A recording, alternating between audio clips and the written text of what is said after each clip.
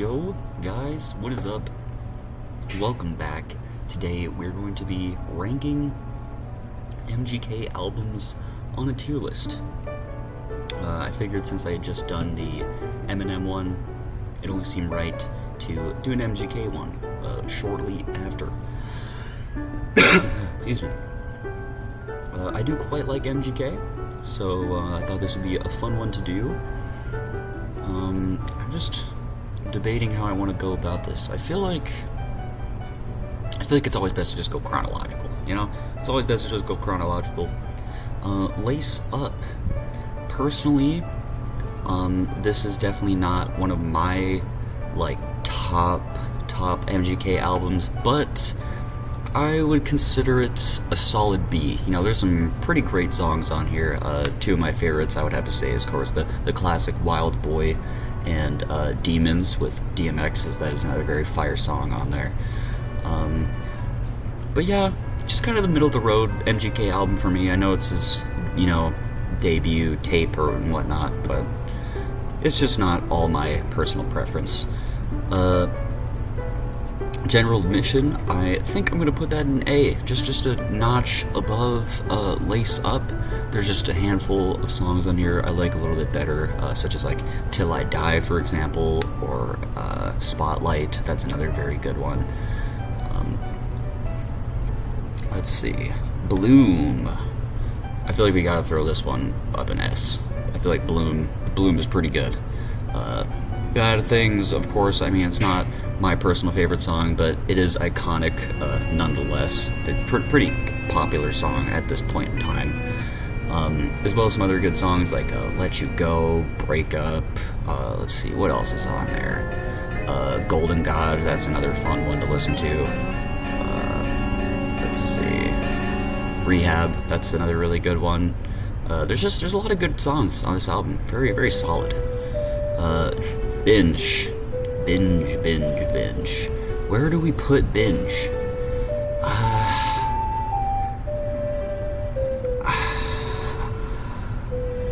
I think I'm gonna throw Binge in D. It's definitely not a very solid MGK project overall. There are some songs on it I really like. Rap Devil, of course, is a really fire track. Loco is another good one. Lately, that one's alright. I'm trying to think, is there anything else on here worth listening to? Nylon. I think Nylon, that was another one I liked. There's a few fire songs on here, but it's just overall, quality-wise, it's just not really up to MGK standards, in my opinion. Hotel Diablo. For me personally, I would have to say this is a top of the line. This is MGK's best work. In my opinion, this is the best project. There's a lot of great songs on here. Hollywood Horror, Candy, Glass House, which is my personal favorite MGK track of all time. Let's see what else you got. Floor 13, Burning Memories, 53666, Death in My Pocket. This album is just absolutely loaded with just bangers and just amazing emotional tracks as well. Really a fantastic MGK project, if I have to say so. Tickets to My Downfall. I think,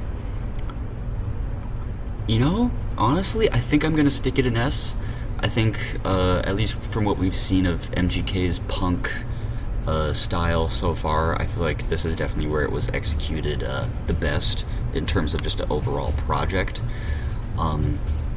There's just a lot of quality tracks on here. You got Drunk Face, you've got My Ex's Best Friend is kind of overplayed at this point, but it is pretty iconic now.